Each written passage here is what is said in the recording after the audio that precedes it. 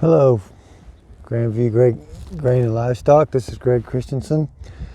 Hey, I wanted to give you a little more of an up-close view of the dog food feeders.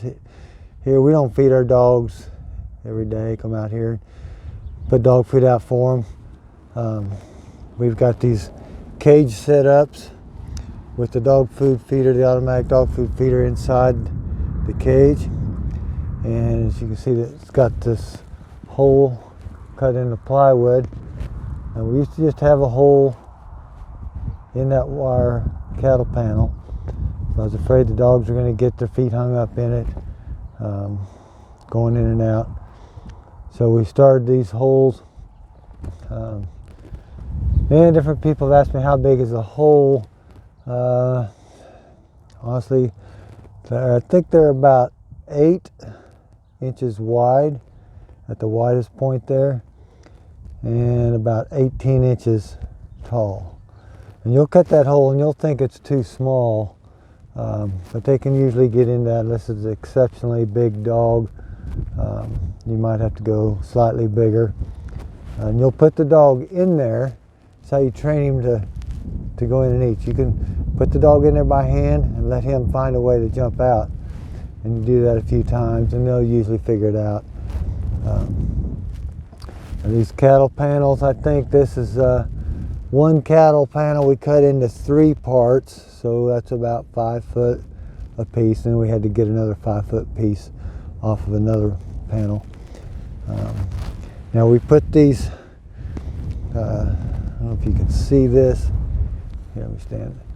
We put these rebar in front here, because some dogs don't like that thing to wiggle too much as they jump in and out, and that stiffens it up a little bit from where it would be if we didn't have those on there. Okay. Now this chicken wire is starting to fall off, but it's on the outside here, and it probably needs to be secured on there better again. But what that's for is that mostly in the summertime, but goats will stick their head through that cattle panel. And if we're checking them maybe once a week, putting out dog food, then you're gonna have a goat stuck in there possibly several days. And you know what's gonna happen for that. So if you're using these 6x6 squares on this cattle panel, if you find some 4x4 squares, you won't have a problem. But 6x6 squares, you better line that with something, some other small welded wire. This chicken wire really isn't ideal. It gets tore up over time, but you'll want to put something on there that keeps them from getting their head stuck through there. Now, we've got this feeder up off the ground, and there's a piece of rebar kind of holding it stiffer back here so it doesn't pull the side of that panel in. But that's to keep the bottom from rusting out of our dog food feeders. And it's taken me several years to think of that, but I think that's going to work a lot better for us. I've repaired, this one's been repaired. I put new bottoms in them, taken a piece of tin, riveted on there. You know, it's just not, they just seem like they last a couple years, but that bottom would rot out. And so by putting them up here on this, we've got them to last, I think they're going to last quite a bit longer. We just started doing this maybe a year, maybe 2 ago.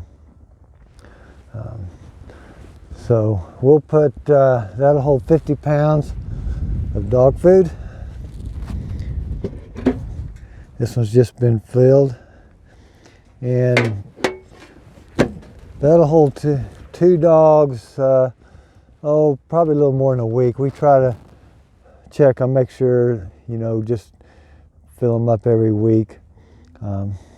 Someplace we have 4 or 5 dogs, we put 2 feeders inside one cage, or even put 2 cages up, so if there's a dog that's a little timid or something, they can go in another cage and eat that dog food. Occasionally we'll get a goat that figures that out, and they'll jump in there. You don't want to put dog food in here with a bucket or bag. If your goats are used to being fed and they see you putting that in there, they're going to be up here, and there's a chance they're going to figure that out. So don't let them see you put feed in this bag if at all possible.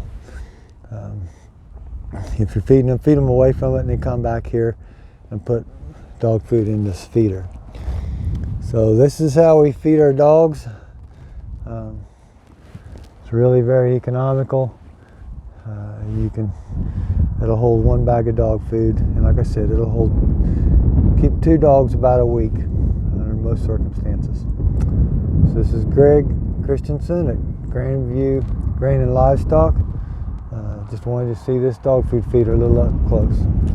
Thanks for watching. If you like, hit subscribe. Thanks.